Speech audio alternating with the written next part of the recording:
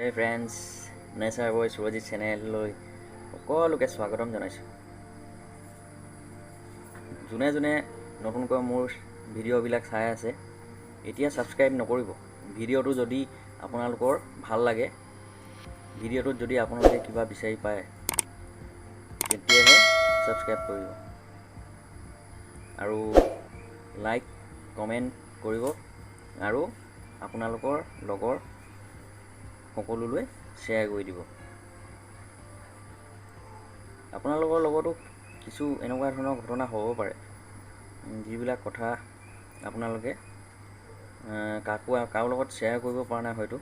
তো মোৰ ইমেইলত আপোনালোকে নিজৰ লগত ঘটি যোৱা ঘটনাবিলাকো আপোনালোকে লিখি মেলি মোৰ ইমেইলত পঠিয়াব পাৰে। মই তেতিয়া ভিডিঅ' বনাই মেলি আপোনালোকৰ আগত প্ৰকাশ কৰিম। তো আহক বন্ধুসকল, মোৰ ভিডিঅ'টো আৰম্ভ কৰোঁ।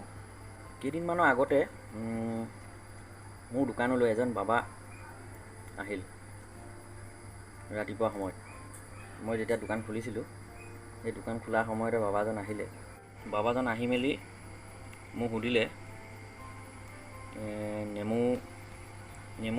নেমু জলকীয়া লগায় তেখেতে। দোকানে দোকানে গৈ নেমু জলকীয়া বান্ধে, মানে শনিবাৰ আৰু মঙলবাৰ দিনত প্ৰায় দেই। তো তেওঁ মোক সুধিলে নেমু জলকীয়া লগাব নেকি বুলি। আৰু তেওঁক মই প্ৰায় বহুত জেগাত লগ পাওঁ। আগতে মঙলবাৰ শনিবাৰ দিনটোতে প্ৰায় লগ পাওঁ। বিভিন্ন ব্যৱসায় প্ৰতিষ্ঠান হওক, শ্বপিং মল, ধাবা হওক, যিকোনো জেগাতেই লগ পাওঁ প্ৰায় শনিবাৰ মঙলবাৰ দিনটোত।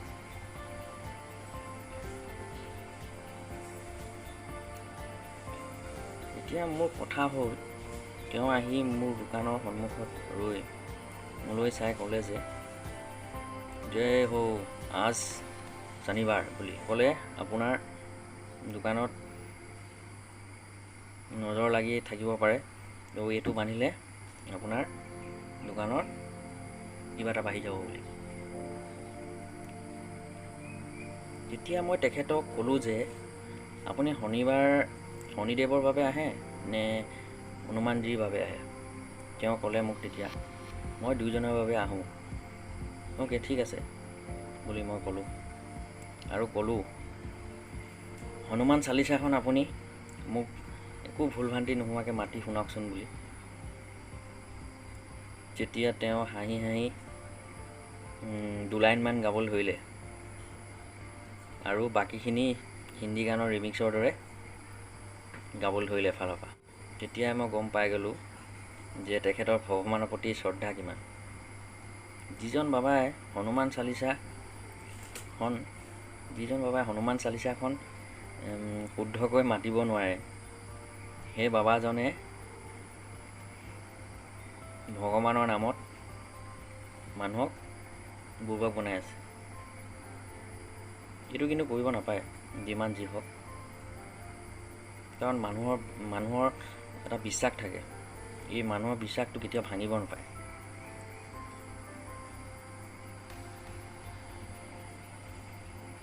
মানুহে বিশ্বাস কৰে ভগৱানক, কিন্তু আমাৰ এই অন্ধবিশ্বাস বহুতৰ মাজত আছে যে এইবিলাক বস্তু লগালে হয়তো নজৰ লাগি থাকিব পাৰে কাৰোবাৰ, সেই নজৰটো ভাঙি যাব, নজৰ নালাগিব কাৰো। আচলতে সেইটো কথা নহয়। আপুনি যদি নিস্বাৰ্থভাৱে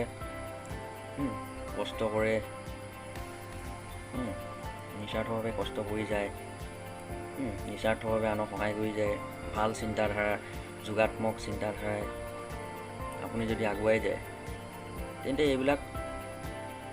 এইবিলাকৰ কোনো প্ৰয়োজন নাই মোৰ মতে।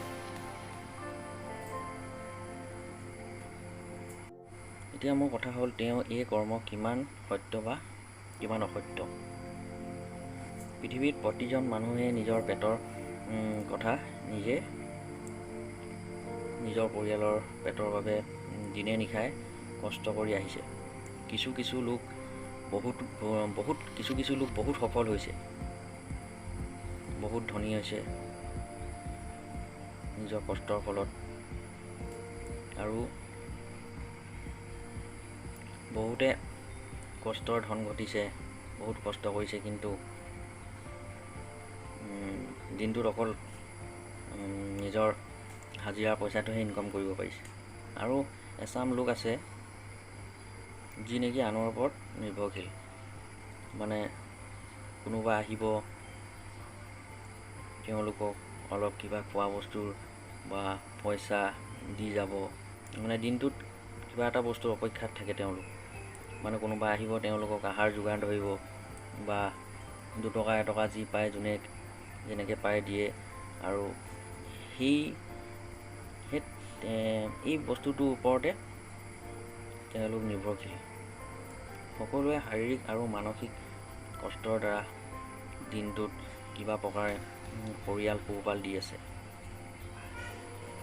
তাৰ বাবে এক জীৱন সংগ্ৰাম কৰি আহিছে। কোনোবাই শৰীৰৰ জোৰৰ ফলত, কোনোবাই নিজৰ চোকা বুদ্ধিৰ ফলত। মানুহে 2 প্ৰকাৰে ধন ঘটিব পাৰে। এক মানসিক কষ্টৰ দ্বাৰা স্মাৰ্ট ৱৰ্ক কৰি, আৰু শাৰীৰিক কষ্টৰ দ্বাৰা হাৰ্ড ৱৰ্ক কৰি। এতিয়া বাবাজনে যিটো কৰি আছে, তেখেতে স্মাৰ্ট ৱৰ্ক কৰি আছে। এতিয়া চাওক, এজন ঠেলাৱালা, এজন ৰিক্সাৱালা, এজন হাজিৰা কৰা মানুহ দিনটোত শাৰীৰিক পৰিশ্ৰম কৰি কেইটকা ইনকম কৰে? বেছিকৈ বেছি 350 টকা, 350 টকা ইনকম কৰে। যি সেই বাবাজনৰ কেলকুলেশ্যনৰ মতে এসপ্তাহত 2টা শনিবাৰ আৰু মঙলবাৰ আহে, মাহত 30টা দিনৰ ভিতৰত 2টাকৈ হ'লে 8টা দিন। 8টা দিন যদি এখন দোকানৰ পৰাই যদি 5 টকা 10 টকাকৈ ইনকম কৰে, তেনেহ'লে আপোনাৰ জেগাত কিমান ব্যৱসায়িক প্ৰতিষ্ঠান হওক, কিমান জেগাত তেখেতে যাব পাৰে। আৰু তেখেতৰ অহা যোৱাৰ কোনো মানে খৰচাও নাই। তেখেতে খোজকাঢ়ি ওলাই আহে আৰু যাওঁতে খোজকাঢ়িয়ে গুচি যায় ঘৰলৈ। তো সেইটো ফালৰ পৰাও তেখেতৰ কোনো খৰচা নাই, অহা যোৱাৰ কোনো খৰচা নাই। না কোনো বাইক স্কুটি আছে, না তেখেতৰ কোনোবা বাহন আছে যে তাত উঠিব, তেল ভৰাব। মুঠতে কোনো খৰচাই নাই তেখেতৰ। তেখেতে কিমান কেলকুলেশ্যনত চলিছে, কিমান স্মাৰ্টলি তেওঁ কাম কৰি আছে।